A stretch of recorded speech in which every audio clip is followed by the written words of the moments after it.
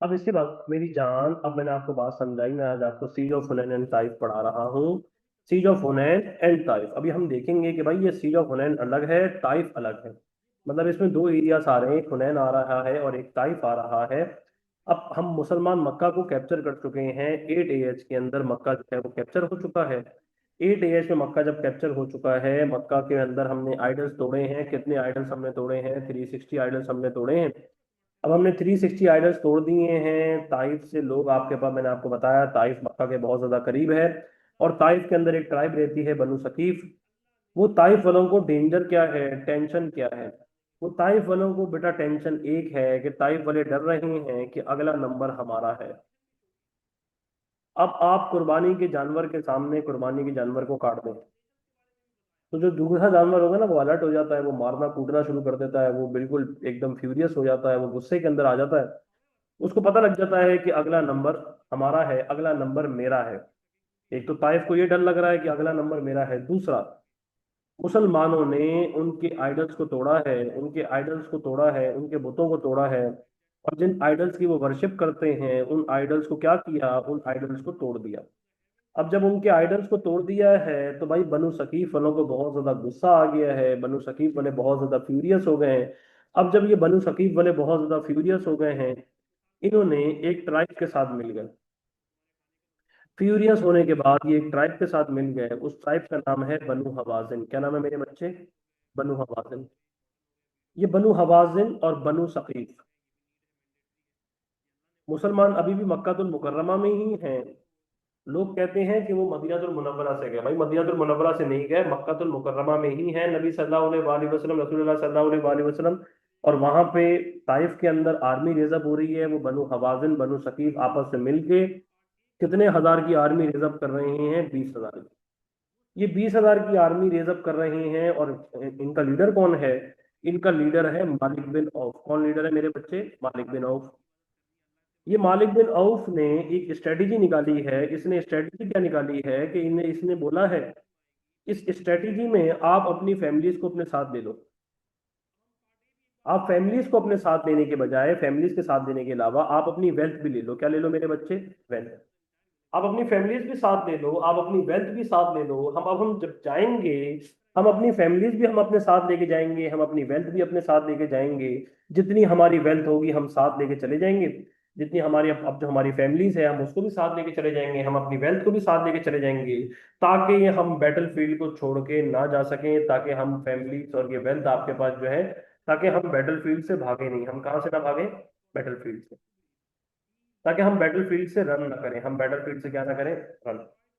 अब जब हम बैटलफील्ड से रन ना करें मेरे बच्चे, अब हम जब बैटलफील्ड से रन ना करें, हमारे अंदर डर ये ना हो कि हम जो है वो बैटलफील्ड को छोड़ के भाग जाएं और हम बैटलफील्ड को छोड़ के यहाँ से कल्टी शाह का नारा लगाएं। तो अब इस बात के डर की वजह से अब हमने 20,000 की आर्मी को, मतलब बनु हवाजिन बनु शकीब वालों ने रेजअप कर ली। और ये बनु हवाजिन के जो लोग हैं ये आर्चरी में बहुत जबरदस्त है। आर्चरी किसको बोलते हैं? तीर मारने को। ये आर्चरी में बहुत हटो बच्चों हैं, ये आर्चरी में बहुत ज्यादा सॉलिड हैं, ये आर्चरी में बहुत ज्यादा स्ट्रांग है। ये आर्चरी में इतने ज्यादा स्ट्रांग है जिसकी कोई इंतहा कोई नहीं। अब जब ये आर्चरी में बहुत ज्यादा स्ट्रांग है, 20,000 का लश्कर, नबी सल्लल्लाहु अलैहि वसल्लम को पता चला कि भाई 20,000 का लश्कर वहां तैयार हो गया है, तो मेरे आका नबी सल्लल्लाहु अलैहि वसल्लम ने 12,000 का लश्कर तैयार किया।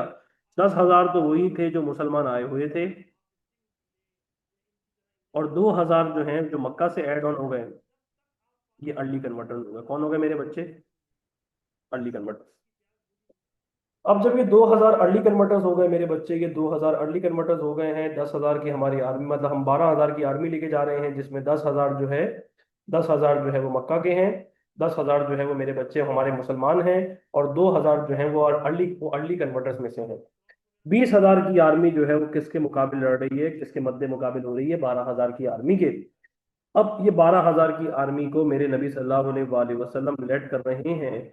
और मेरे आका नबी सल्लल्लाहु अलैहि वसल्लम, आका नबी सल्लल्लाहु अलैहि वसल्लम इस 12,000 की आर्मी को लेके कहाँ जा रहे हैं? Valley of Hunain. ये मुसलमानों का सबसे बड़ा नंबर था, इतनी क्वांटिटी के अंदर मुसलमान कभी कहीं नहीं गए। अब वैली ऑफ हुनैन का सिनेरियो क्या था, मेरी बात को ध्यान से सुनेंगे। यहाँ भी वैली है, यहाँ भी वैली है। ये जो बनु हवाजिन और बनु सकीफ के लोग थे, ये बनु हवाजिन और बनु सकीफ के लोग हमसे पहले पहुंच गए। हमसे पहले किधर पहुंच गए? ये हमसे पहले पहुंच गए किधर मेरे बच्चे? ये हमसे पहले पहुंच गए किधर? वैली ऑफ हुनैन में। ये वैली ऑफ हुनैन में पहुंच गए।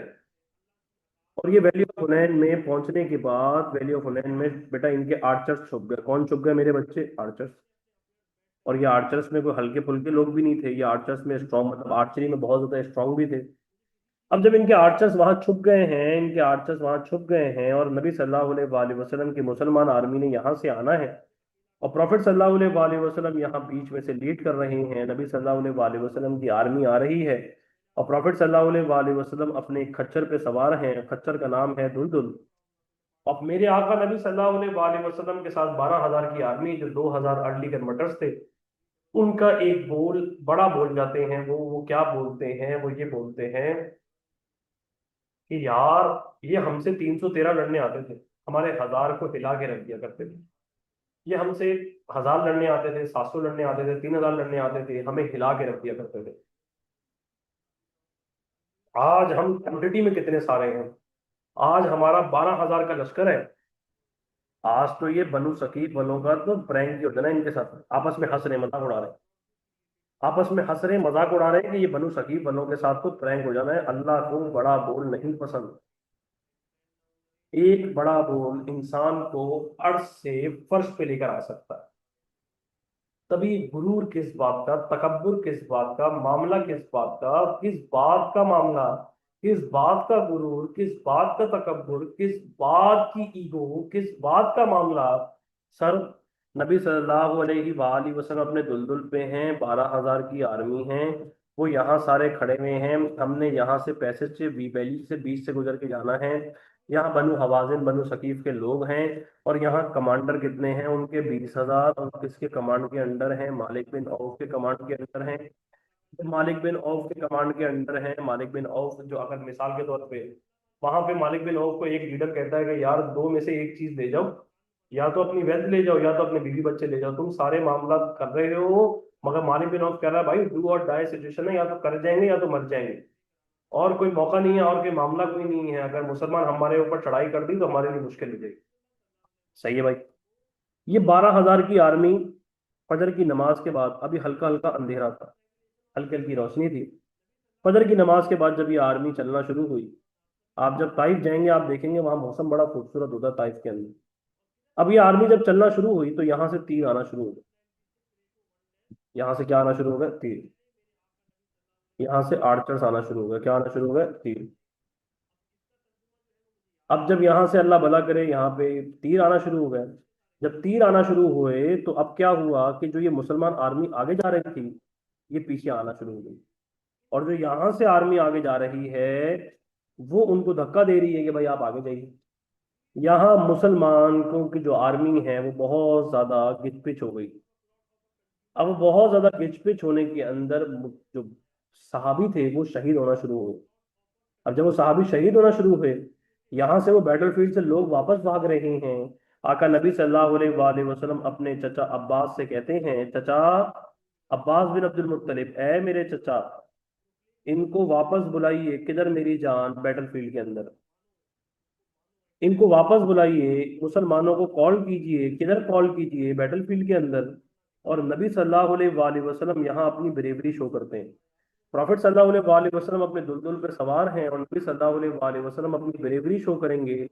वो अपनी ब्रेवरी कैसे शो करते हैं? वो ब्रेवरी ऐसे शो करते हैं कि नबी सल्लल्लाहु अलैहि वसल्लम अपने दुलदुल की सवारी के अंदर कैरी ऑन आगे जाते रहते हैं। Prophet sallallahu alaihi wasallam was moving forward on his mule Duldul, and what he was saying, truly saying, I am the Prophet and I am the grandson of Abdul Muttalib. सच कह रहा हूं कि मैं नबी हूं, truly saying I am the profit and I am the grandson of Abdul मुत्तलिब। मैं सच कह रहा हूं कि मैं अल्लाह का नबी हूं, और मैं पोता हूं किसका? अब्दुल मुत्तलिब का। और मैं ग्रैंडसन हूं किसका? अब्दुल मुत्तलिब का। आका नबी सल्लल्लाहु अलैहि वसल्लम फरमा रहे हैं, truly saying I am the profit and I am the grandson of Abdul मुत्तलिब। आका नबी सल्लल्लाहु अलैहि वसल्लम फरमा रहे हैं, truly saying I am the profit and I am the grandson of Abdul मुत्तलिब। मेरे आका नबी सल्लल्लाहु अलैहि वसल्लम अपने दुल्हन पे आगे बढ़ते चले जा रहे हैं, सीनियर सहाबी साथ हैं। अब जब साथ हैं तो मेरे आका नबी सल्लल्लाहु अलैहि वसल्लम के पास जिब्राइल अलैहिस्सलाम आए। जिब्राइल अलैहिस्सलाम आके कहते हैं, ए नबी सल्लल्लाहु अलैहि वसल्लम, मिट्टी उठाइए, सैंड उठाइए और थ्रो कीजिए। और आका नबी सल्लल्लाहु अलैहि वसल्लम फरमा रहे हैं, जब आप ये मिट्टी थ्रो करेंगे, आका नबी सल्लल्लाहु अलैहि वसल्लम फरमा रहे हैं, कहिए, may your faces be shameful, आपके चेहरे नीस तो नाबूद तबाह व बर्बाद हो जाएं। May your faces be shameful, Allah sand storm भेज देता है। अल्लाह क्या भेज देता है? इस पूरी वैली के अंदर क्या आ जाता है? इस पूरी वैली के अंदर सैंड स्टॉर्म आ जाता है। बेटा क्या आ जाता है मेरे बच्चे? Sand storm. इस पूरी वैली में क्या बेटा क्या आ जाता है मेरे बच्चे? Sand storm. अब सैंड स्टॉर्म आया तो उनकी आंखों के अंदर जो है वो मिट्टी जाना शुरू हो गई, उनकी आंखों के अंदर मिट्टी जाना शुरू हो गई, उनकी आंखों में मिट्टी जाना शुरू हुई, तो उन्होंने अपनी जगह छोड़ी। जब उन्होंने अपनी जगह छोड़ी, मेरी बात को ध्यान से सुनेंगे, ये वाकया बहुत ध्यान से सुनेंगे। ये मिसाल के तौर पे वैली है। अब इस वैली से वो अपनी जान मतलब अपने जगह छोड़ रहे हैं। अब मुसलमानों ने इनके ऊपर जैसे तीर बरसाना शुरू किए, इनको तलवारों से मारना शुरू किया। सर ये मैदान को छोड़ के भागे, और ये मैदान को छोड़ के भागने के बाद ताइफ के फोर्ट्रेसेस में चले गए। जब ये ताइफ के फोर्ट्रेसेस में गए, इन्होंने जाके उस किले के उसके क्या बंद कर लिए? डोर्स बंद कर लिए। क्या बंद कर लिए मेरे बच्चे? डोर्स को क्लोज कर लिए। अब यहां तक ये क्या हो गई? यहां तक ये हो गई सीज ऑफ हुनैन। क्या हो गई मेरे बच्चे? अगर पेपर में सवाल आ जाए सीज ऑफ हुनैन लिखिए, तो आप यहां तक लिखेंगे कि भाई वो भाग के कहाँ चले गए? अंदर चले गए। और अंदर जाने के बाद वो अपनी फैमिलीज को भी बाहर छोड़ गए, क्योंकि वो भाग गए अंदर भगोड़े। अब जब वो भाग गए, वो अपनी फैमिलीज को भी बाहर छोड़ गए। अपनी फैमिलीज के अलावा, अपनी बीवी बच्चों के अलावा, वो अपने पोजेशंस को भी बाहर छोड़ गए। अकेले भागना आसान है, बीवी बच्चों को साथ लेके भागना आसान है, वो भाई अकेले भागना आसान है। वो अपने पोजेशंस को भी बाहर छोड़ के चले गए। और इस पोजेशन के अंदर मेरे बच्चे 40,000 कैमल्स हैं। वो 40,000 जो है वो कौन है? वो 40,000 शीप है। सहाबी फरमाते हैं, हमने इतनी दौलत कहीं नहीं देखी, हमने इतनी दौलत कहीं लूटी नहीं जितनी हमने किधर लूटी, जिधर हमने इतनी हमने ताइफ लूटी, ताइफ में लूटी। 10 से 12 हजार ऊंट है, और बहुत ठीक ठाक जो है वो आपके पास रिच बूटी है, ठीक ठाक वेल्थ है, ठीक ठाक सामान है। फैमिलीज को भी छोड़ गए, अपने पोजेशंस को भी छोड़ गए, अपने शीप को छोड़ गए, अपने कैमल्स को छोड़ गए, अपने घोड़ों को छोड़ गए, ठीक ठाक रिच बूटी को छोड़ के चले गए। यहां तक हो गई सीज ऑफ हुनैन। अब यहां तक हो गई सीज ऑफ हुनैन। अब होगी सीज ऑफ ताइफ। अब क्या होगी मेरे बच्चे? Siege of Taif. अब उनकी फैमिलीज बाहर है, उनके माल वगैरह हर चीज बाहर है, और वो किधर है? वो मेरे बच्चे वो किलों के अंदर है। वो किधर है मेरे बच्चे? वो फोर्ट्रेस के अंदर है। और वो उसके डोर को क्या बेटा क्या कर चुके हैं? क्लोज। जैसे ही मुसलमान इस किले की तरफ बढ़ना शुरू करें, वो आर्चर्स मारे और मुसलमानों को पीछे धकेलें। जैसे ही आपके पास जो है उनको आर्चर मारे, पीछे धकेलें। प्रॉफिट सल्लल्लाहु अलैहि वसल्लम ने फरमाया कि इनकी शूटिंग रेंज से हम बाहर आ जाते हैं ताकि हमें तीर लगे नहीं। सहाबी आगे जाने की कोशिश करें, नहीं हो पा रहा, दरवाजे नहीं खुल रहे। अब सहाबी ने, मेरे आका नबी सल्लल्लाहु अलैहि वसल्लम ने फरमाया कि हम इनकी फैमिलीज, हम इनके पोजेशन को लेते हैं, हम वापस चलते हैं। साहबियों ने फरमाया कि हमें ट्राई करनी चाहिए, हमें कुछ ट्राई दे दें। तो भाई उन्होंने क्या किया? उन्होंने एक वुडन शील्ड बनाई। वो वुडन शील्ड कैसी थी? वो वुडन शील्ड एक ऐसी करके चौड़ी करके थी, और इसको अपने वो सर के ऊपर रख लेंगे, और ऐसे सारे सहाबी हो जाएंगे। और वो क्यों सारे सहाबी हो जाएंगे? वो सारे ऐसे सहाबी हो जाएंगे, और ऊपर वो आपके पास जो है उनके लकड़ी के वो पट्टा चल रहा होगा, और वो ऐसे अंदर होके अंदर जाना। अब ये जो है वो ये पहन के किस तरफ जा रहे हैं? ताइफ के किलों की तरफ, ताइफ के फोर्ट्रेस की तरफ। वो बाहर क्यों नहीं आ रहे थे? क्योंकि ताइफ के अंदर ग्रेप्स हैं, क्रॉप्स वगैरह हैं, पानी वगैरह है, बाहर आके क्या करें? अंदर जाने लगे। तो क्या हुआ? यहाँ फोर्ट्रेस के ऊपर से, किले के ऊपर से क्या उन्होंने फेंक दिया? उन्होंने गरम गरम आग जैसा स्टील को फेंक दिया। उन्होंने बर्निंग स्टील को क्या किया? पहले स्टील को बर्न किया, उसके ऊपर जब फेंका तो वो आग लग गई। कंपेनियंस फिर भाग के पीछे आ गए। अब नबी सल्लल्लाहु अलैहि वसल्लम, प्रॉफिट सल्लल्लाहु अलैहि वसल्लम, रसूलुल्लाह सल्लल्लाहु अलैहि वसल्लम साहबियों से कहते हैं हम वापस चलते हैं। तो मेरे आका नबी सल्लल्लाहु अलैहि वसल्लम उनकी फैमिलीज को लेते हैं, उनके पोजेशंस को लेते हैं, क्योंकि हम निकले हुए बहुत टाइम के थे। पहले हमने मक्का कैप्चर किया, फिर हमने सीज ऑफ हुनैन टाइप की। अब हम फैमिलीज और पोजेशन को लेके कहाँ आ गए? मदीनतुल मुनव्वरा। आका नबी सल्लल्लाहु अलैहि वसल्लम ने इसमें जो वेल्थ डिस्ट्रीब्यूशन की, इसमें वेल्थ ज्यादा मक्कातुल मुकर्रमा वालों को दी, कि वो अर्ली कन्वर्टर्स थे, और मेरे आका नबी सल्लल्लाहु अलैहि वसल्लम ने कम वेल्थ मदीनतुल मुनव्वरा वालों को दी। तो उसमें मदीना वाले देख रहे हैं कि हमने कब से इस्लाम कबूल किया हुआ है, हमें कम दिया जा रहा है। तो मेरे आका नबी सल्लल्लाहु अलैहि वसल्लम फरमाते हैं कि माल इनका है और मैं आपका हूँ। मैं आपको ऐसी चीज दे के जाऊंगा कि मदीना की इकोनॉमी ता हयात चलेगी, ता कयामत चलेगी। कि मेरा रोजा किधर बनाया जाएगा? मदीनतुल मुनव्वरा में।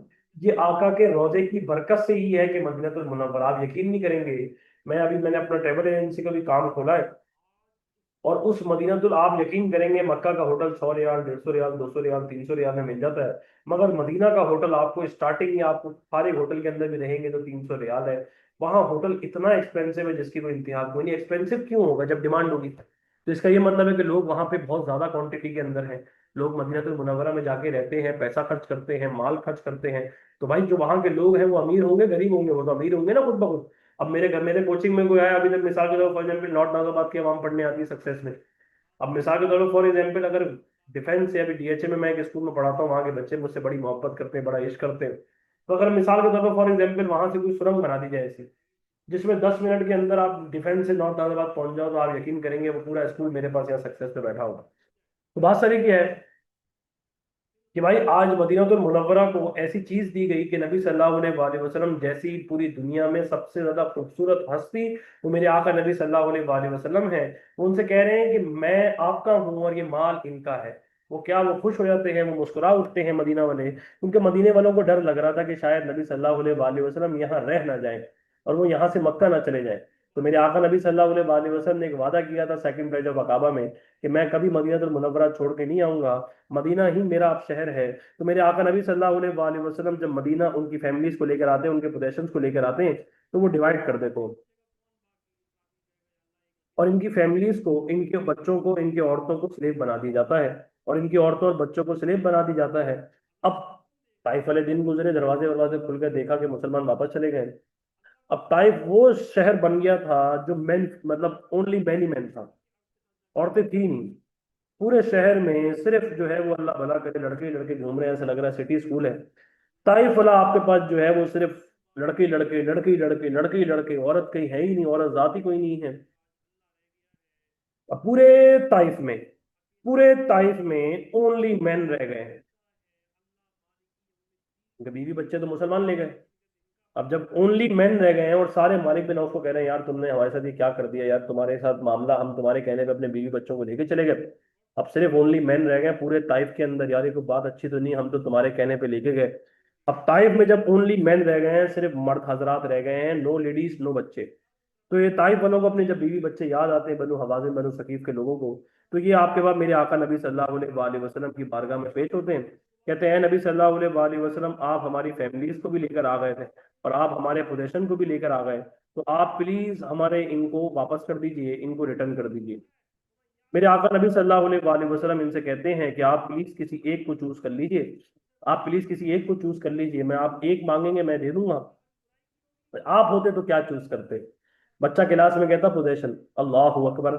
सर आप माल जिधर मर्जी से बना लेंगे, आपकी फैमिली आपको वापस नहीं मिल सकती, आपके बीवी बच्चे, आपके माँ बाप, आप माल बाद दोबारा बना लेंगे, माल टूट जाए, माल गिर जाए, माल कम हो जाए, खत्म हो जाए, खैर हो गई, इट्स ओके, आप अपना घर नहीं दोबारा बसा सकते क्योंकि आप सेंटिमेंटल हो जाएंगे। अकेले कोई जिंदगी नहीं है, अल्लाह ने ये रिश्ते रखे इसलिए ताकि आप यहाँ जिंदगी गुजार सकें, वरना मर जाते आप। अब ये फैमिलीज, आका नबी सल्लल्लाहु अलैहि वसल्लम अपने सारे सहाबियों से कहते हैं कि भाई जिन जिन के पास जो जो स्लेव हैं जो हम ताइफ से लेकर आए थे, आप प्लीज उनको वापस कर दें। नबी सल्लल्लाहु अलैहि वसल्लम का ये जेस्चर ताइफ वालों को इतना अच्छा लगता है कि वो सारे कलमा पड़ जाते हैं। वो सारे कलमा पड़ गए, वो सारे कलमा पड़ गए। तो मेरे आका नबी सल्लल्लाहु अलैहि वसल्लम ने एक दुआ मांगी थी ताइफ के मौके के ऊपर, जब पूरे खूनो खून हुए हुए थे, पत्थरों से बरसे हुए थे और हालत खराब हुई हुई थी। तो मेरे आका नबी सल्लल्लाहु अलैहि वसल्लम ने फरमाया था कि इनके आगे आने वाली नस्ल कलमा पड़ जाएगी। आज वो दिन आ गया है कि वो नबी के जेस्चर को देख के वो क्या कर गए हैं, वो इस्लाम को कबूल कर गए हैं। हालांकि इस्लाम मतलब वो जगह थी ताइफ, जहां नबी सल्लल्लाहु अलैहि वसल्लम से पूछा गया कि ऐ नबी सल्लल्लाहु अलैहि वसल्लम, आपको सबसे ज्यादा तकलीफ किधर हुई? तो मेरे आका ने फरमाया था ताइफ में। आका नबी सल्लल्लाहु अलैहि वसल्लम को ताइफ में पत्थर बरसाए गए, पत्थर मारे गए, और आप सोचें आपके बाप को किसी ने पत्थर मारे हो, आपकी माँ को किसी ने पत्थर मारे हो, और वो शख्स आपके घर आया हो कि प्लीज मेरा माल मुझे वापस कर दें, आप उसके चमाटे मार मार मार मार मार मार मुंह लाल करके, मगर वो मेरे आका नबी सल्लल्लाहु अलैहि वसल्लम है, वो दुनिया की सबसे खूबसूरत हस्ती है, वो दुनिया की सबसे अजीम तरीन हस्ती है। उनका दिल, उनका मामला, वो किसी के मद्दे मुकाबिल नहीं है, किसी का मुकाबला हो नहीं सकता। हमारे माँ बाप, हमारी हर दुनिया की शय उन पे कुर्बान। वो हमारे इश्क है, हमारे लगते जिगर हैं, हमारे दिल की धड़कन है, हमारी सांसें हैं, मेरे आका नबी सल्लल्लाहु अलैहि वसल्लम है। अब वो ताइफ के लोग इस्लाम कबूल कर गए हैं, नबी की दुआ कितने सालों बाद कबूल हो रही है, 8 साल लग गए नबी सल्लल्लाहु अलैहि वसल्लम की दुआ को कबूल होने में। ये 8 साल हो रहे हैं, हम अल्लाह से दुआ मांगते हैं, हम कहते हैं कि भाई हमारी दुआ फटाफट कबूल हो जाए, और हमारी दुआ में देर ना लगे, हमारी दुआ फटाफट कबूल हो जाए। जिस नबी की दुआ को 8 साल लग रहे हैं। दुआएं जो हैं वो अल्लाह भला करे, 3 तरीके की होती हैं, 3 टाइप की दुआएं होती हैं। मैं वैसे यहाँ तक टॉपिक एंड हो गया है, यहाँ तक टॉपिक एंड हो गया है, मगर मैं ये बात आपको वैसे ही समझा रहा हूँ, एक सबक दे रहा हूँ कि 3 तरीके की दुआएं होती हैं। एक तो होती है इमीडिएट। इमीडिएट दुआ क्या होती है? इमीडिएट दुआ होती है कि आपने अल्लाह से मांगा, अल्लाह ने अर्श पे सुना, और अल्लाह ने ठक से वो आपको चीज दे दी। आपने कहा कि या अल्लाह प्लीज प्लीज प्लीज प्लीज, या अल्लाह मुझे आईफोन 17 प्रो मैक्स दिला दे। अल्लाह ने क्या किया? अल्लाह ने आपके अकाउंट में पैसे डाले, कहीं ना कहीं से आपके पास पेमेंट आ गई, या मिसाल के तौर पे फॉर एग्जांपल आपने कोई चीज ली हुई थी, वो चीज महंगी हो गई, ऑटोमेटिकली कल आप उठे, वो टक से दुआ कबूल हो गई, आप मार्केट गए, आप जाके फोन लेकर आ गए। या आपका कुछ खाने का दिल चाह रहा था, आपने दुआ मांगी, या अल्लाह मुझे बिरयानी खिला दे, अल्लाह ने बिरयानी किसी के थ्रू बराबर में पकी हुई थी, अल्लाह ने भेज दी। ये होती है इमीडिएट दुआ। या अल्लाह एक काम कर, अल्लाह या अल्लाह या अल्लाह मेरे कमरे में एसी नहीं है, एसी लगा दे, कल एक बंदा आया, वो आपके घर पे एसी डिलीवर करके चला गया। ये इमीडिएट दुआओं को मैंने कबूल होते हुए देखा है। एक वक्त था, एक टाइम था कि जब मैं इतना सेट नहीं था, मैं 2019 में जब उम्रा करने पहली बार गया हूँ, अभी तो मैं वहां जाके रब ने मुझे इतना दिया, और मैं रब से मांगता भी था कि या अल्लाह मुझे इतना दे कि मैं यहाँ आके तेरे बंदों पे, तेरे मामलात पे खर्च करूंगा, मदीना में भी आके लोगों को दूं। क्योंकि मदीना में बांटने की ना अपनी खुशी है और अपना लेवल है, आप मदीना में करें, और आप मदीना में कोई चीज को बांटे, दुनिया में इससे बड़ी कोई खुशी नहीं है। तो हम जे बड़े, कोई हालात सेट नहीं थे, मामला सेट नहीं थे। मुझे बड़े अच्छे तरीके से याद है कि मैं मक्कातुल मुकर्रमा में था, और मैं जो हूँ वो मक्कातुल मुकर्रमा में बिल्कुल ऐसा समझे, एक है क्लॉक टावर, वो बड़ा है, एक है मक्का टावर, तो उसके साथ है केएफसी वाली बिल्डिंग है, मैं उसके ऊपर तरावी पढ़ रहा था। अब मैं तरावी पढ़ रहा था, उसमें तरावी पढ़ते हुए वैसे भी मैं अच्छा खासा मोटा टाइप का आदमी हूँ, भूख भी बहुत ज्यादा लग रही, भूख की शिद्दत भी बहुत ज्यादा हो रही। तो मुझे दिल में आया है कि यार मैं एक काम करता हूँ, जो हरम में जो वितर होते हैं ना, वो बिल्कुल अलग तरीके के वितर होते हैं। उसमें आप जो है वो ऐसे हाथ खोल के दुआ मांगते हैं, और वो पूरे दिन के मामला दुआ होती है। मैंने बोला वितर एक काम करता हूँ, हरम के अंदर पढ़ता हूँ, भूख भी लग रही है बहुत ज्यादा, भूख की शिद्दत भी हो रही है, अल्लाह से मांग रहा हूँ कि या अल्लाह कुछ खिला दे, अगर मंदी हो जाए तो बेटा हमारा हटो बच्चों मामला हो जाएगा। मैं ऐसे एस्केलेटर से उतरा, एस्केलेटर से उतरने के बाद जो है वो मैं अंदर एंटर हुआ, मैं सेकंड फ्लोर के हरम के अंदर चला गया, नमाज का टाइम हुआ, नमाज मैंने परफॉर्म, मतलब मैंने वितर पर पढ़े, वितर पढ़ने के बाद जो है एक अरबी ने जो है वो ऐसे करके जो है वो एक बहुत बड़ा उसका जो है वो मंदी का वो लगा हुआ था, उसने हटाया, उसने बोला भाई आ जाए, भाई आप भी आ जाए, आप भी आ जाए, आप भी आ जाए। उसने 7-8 बंदों को इकट्ठा कर लिया, उसने बोला सबको भाई सब खाओ, सब खाओ पियो एंजॉय करो। मालिक क्या उस दिन खुशी थी, क्या लेवल था, सामने अल्लाह का घर है, यहाँ मंदी बन रही है, मंदी पक रही है, और क्या खुशी का लेवल था, वो खुशी मुझे आज तक भी महसूस होती है। अब ऐसी इसी तरीके से यही यही उम्र था, ये वाहिद उम्र था जो मैंने लोगों के साथ बैठ के खा लिया, ये मामला हो गया, या लोगों ने मुझे खिला दिया। अभी तो मैं ऐसा मामला नहीं करता, मैं बोलता हूँ अल्लाह भला करे कि भाई ये हक किसी ऐसे का हो जाए जिसके पास पैसा ना हो, या जिसके पास मामला ना हो, वो इससे मामला को पूरा कर ले, और वहां उसके ये मामला पूरे हो जाए। अब वहां पे 1 रियाल का एक समोसा, उस टाइम पे 1 रियाल तो 40-50 रुपए का था, 2019-20 में। तो 40-50 रुपए का एक समोसा, उस टाइम पे पाकिस्तान में 12-13 रुपए का समोसा होता था, 15 रुपए का। तो मैं जो हूँ वो, हम जो है वो क्या करते थे, हम असर की नमाज जो है वो अपने होटल के अंदर ही पढ़ते थे, और फिर जो है वो मगरिब से जाते थे, तो फिर अगले दिन फजर में आते थे। तो मैं जा रहा हूँ समोसे की दुकानों से बाहर देख रहा हूँ 1 रियाल का एक समोसा, मैं गया वहाँ 7 लोगों के साथ था, मैंने बोला मालिक मैं क्या करूँ, अगर मैं ये अपने लिए 7 समोसे लेता हूँ, मैं कम से कम 7 तो खाऊंगा, अल्लाह भला करे भाई भूख बहुत ज्यादा लग रही है, क्योंकि वहाँ का रोजा भी आसान नहीं होता, रोजा मुश्किल होता है। तो यार मैं एक साथ समोसे लूँ तो 7 रियाल के 7 समोसे, बस 7 लोग हैं, कम से कम 50 रियाल मेरे गुल जाने, मुश्किल हो जाएगी यार। तो मैं अल्लाह से मांगते जा रहा हूँ कि या अल्लाह समोसे खिला दे, या अल्लाह कोई ऐसा मामला करा दे, कोई ना कोई ऐसी बरकत का मामला हो जाए। अब भाई अल्लाह भला करे, मैं जाके बैठा हूँ हरम के बाहर, बाहर बैठा हुआ था। मैंने ढकना, मैं अब बैठा हूँ अल्लाह भला करे वो करने के लिए, क्या बोलते हैं उसको, खाने पीने के लिए, सारे मामला करने के लिए। जैसी अजान हुई अल्लाह अकबर, मैं अल्लाह से मांगे जा रहा था, एक औरत बराबर में आई, उसने हॉटपॉट खोला, पूरे समोसे समोसे भाई, वो उस दिन जो है भाई, क्या समोसे फोड़े आपके भाई ने, कोई हद ही कोई नहीं हुई। दूसरे टाइप की दुआ होती है कि आप अल्लाह से मांगते रहते हैं, उसमें टाइम लगता है, उसमें टाइम लगता है। कभी हम भी गाड़ियों में देखते थे, कभी हम भी गाड़ियों में बोलते थे कि या अल्लाह हमें एसी वाली गाड़ी दे, हमें ऊपर वाली गाड़ी दे, हमको ऐसी हो जिसमें पूरी सनरूफ हो, पूरा मामला हो। अल्लाह ने उसको कबूल फरमाया, और आज अल्लाह ने हमें इस काबिल बनाया कि हम इन गाड़ियों में बैठ पा रहे हैं, हमें इन गाड़ियों में। और वक्त बदलता है, मामला बदलते हैं, हालात बदलते हैं, हालात एक जैसे नहीं रहते। आपके हालात तब्दील हो जाएंगे, आपके मामला तब्दील हो जाएंगे, आपके नसीब बदली हो जाएंगे, आपकी चीजें बदली हो जाएंगी। और आप सिर्फ अपने अल्लाह से मांगते रहना है, अल्लाह से मांगना नहीं छोड़ना, अल्लाह से, अल्लाह के मामला से ना उम्मीद नहीं होना, अल्लाह से बार बार कहते रहना है, अल्लाह से कहना है कि या अल्लाह मेरे साथ ये मामला है, मेरे साथ ये मसाइल है। वक्त लगेगा और आप जो है वो उसको मामले को सही हो जाएगा। जैसे आप एक लड़की को अपनी दुआओं के अंदर मांग रहे थे, और वो आपको पता था कि भैया आप मांगे चले जा रहे हैं, मांगे चले जा रहे हैं, मगर अल्लाह जानता था कि ये लड़की आपके लिए अच्छी नहीं है, या आप किसी लड़के को मांगते थे, वो अल्लाह जानता था कि ये लड़का आपके लिए बेहतरीन नहीं है। फिर जब आपका रिश्ता केक कटता है, आप शुक्र करते हैं अल्लाह का कि या अल्लाह शायद ये अच्छा ही किया, ये आपने दुआ कबूल नहीं की। क्योंकि जो मेरा अल्लाह मुझसे मोहब्बत करता है ना, वो 70 माओं से ज्यादा मोहब्बत करता है। वो मुझसे इतना इश्क करता है, जितनी माँ आपसे 70 माओं को मिलाओ तो वो जितना इश्क करता है कि जिसकी कोई इंतहा कोई नहीं, जिसका कोई मामला कोई नहीं। अल्लाह से ज्यादा आपसे कोई इश्क नहीं कर सकता इस दुनिया में। वो जानता है कि कब आपके लिए कौन सी चीज बेहतरीन है।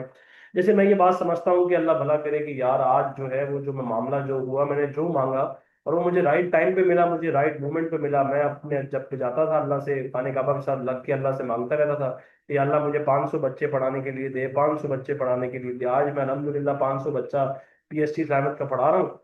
अब मैं पीएचडी इस्लामिक का 500 बच्चा पढ़ा रहा हूँ। रब का अरबों खरबों दफा एहसान है, मालिक का एहसान है, पीएचडी में भी बराबर बच्चे हैं मेरे पास, इस्लामिक में भी बराबर बच्चे हैं।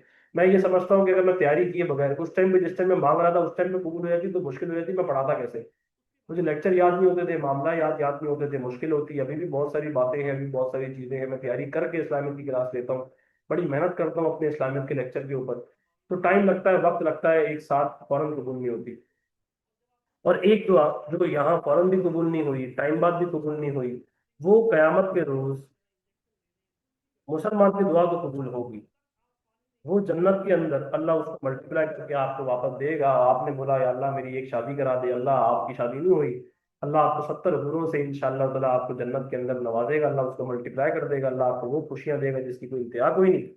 इमीडिएट टाइम और कयामत, जब नबी की दुआ कबूल हो रही है, हर उम्मत, हर उम्मती की दुआ, हर दुआ कबूल होती है, हर दुआ कबूल होती है, सिवाय हराम दुआओं के। हराम दुआएं कबूल नहीं होती। आप गंदी बातें कर रहे थे, आप बोल रहे थे या अल्लाह मुझे उससे डेट पे दिला दे, या अल्लाह मैं उसके साथ डेट पे चले जाऊं, या अल्लाह मेरी कोई डेट की सेटिंग करा देगी, दुआ कबूल नहीं होगी, ये दुआ आप मांग ही नहीं सकते। आप बोल रहे हैं या अल्लाह मुझे पॉट पिला दे, मुझे कहीं से सिगरेट पिला दे, मुझे कहीं से नशे करा दे, ये सब हराम काम है। इनकी दुआएं कबूल नहीं होती, ये कोई दुआएं नहीं होती। बात समझ में आ गई नहीं आई? अब मैंने आपको पढ़ा दी है। मैं अब इंशाल्लाह ताला अब आपके पास एक बार आप इसको रिवाइज कर लें, इसको आप एक बार नोट से पढ़ लें।